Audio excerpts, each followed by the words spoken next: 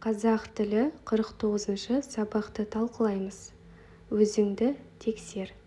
Бірінші жаттығу: берілген сөздерден үш сөйлем құрап жаз. Тиісті тыныс белгілерін қой. Бірінші сөйлем: сен алыс мектепте оқисың ба? Сұрақ. Екінші сөйлем: мәтінге ат қоюға болады. Нүкте. Үшінші сөйлем: Аюдың баласы не істеп жүр? Сұрақ белгісі қойылады. Екінші жаттығу: мұғалім менің мектебім өлеңін жатқа жазуды тапсырды. Өлеңді жатқа жазу үшін алдымен содан кейін ең соңында не істейсің? Өлеңді қалай жатқа жазады? Алдымен мәтінді оқып, не туралы оқығаныңды көз алдыма елестетемін. Содан соң өлеңді бірнеше рет дауыстап оқимын. Содан кейін әр жолын есіме сақтап, дәптерге жазып көремін. Ең соңында жатқа айтып қателерім болса түзетемін. Бұл мәтін не істеймін деген сұраққа жауап береді. Өйткені мұнда өлеңді жатқа жазу әрекеттері ретімен баяндалған. Үшінші жаттығу: сұрақтардың көмегімен суреттегі затты сипаттап жаз.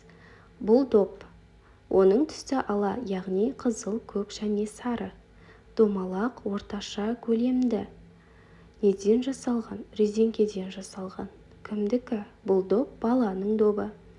Бұл жердегі мәтіннің түрі сипаттау мәтіні, себебі заттың түсін, көлемін, материалын және иесі сипатталған. Төртінші жаттығу: мәтінді оқы. Біз сыныпты таза ұстаймыз, өйткені ол біздің екінші үйіміз. Мұны балалардың бәрі жақсы түсінеді. Мәтіннің түрін анықта. Пайымдау мәтіні. Мәтінге ат таңда. Сынып екінші үйіміз деп қоюымызға болады. Мәтін мазмұны бойынша екі сұрақ құрастырып жаз. Бірінші: неліктен балалар сыныпты таза ұстайды? Екінші сұрақ: сынып неліктен екінші үйіміз деп аталады? Бесінші жаттығу: пайымдау мәтіні туралы білетініңді пайдаланып жағдаяттан шығып көр. Медеттің інісі балабақшаға барады. Кешке Айдын ағасынан жапырақ көктемде неге жасыл, күзде неге сары болады деп сұрап қоймады. Сұрақтың жауабын таба алмаған Айдын көмекке сыныптастарын шақырды. Сенің жауабың қандай болмақ?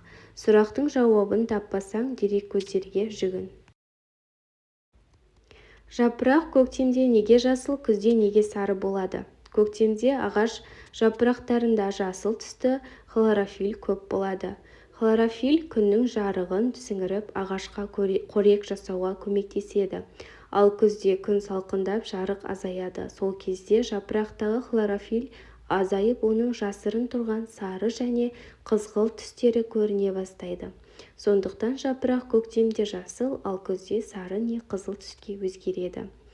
Бұл мәтін пайымдау мәтіні, себебі мұнда себеп пен түсіндіру бар. Неліктен жапырақтың түсі өзгергенін пайымдап тұр. Сабақ аяқталды. Сау болыңдар.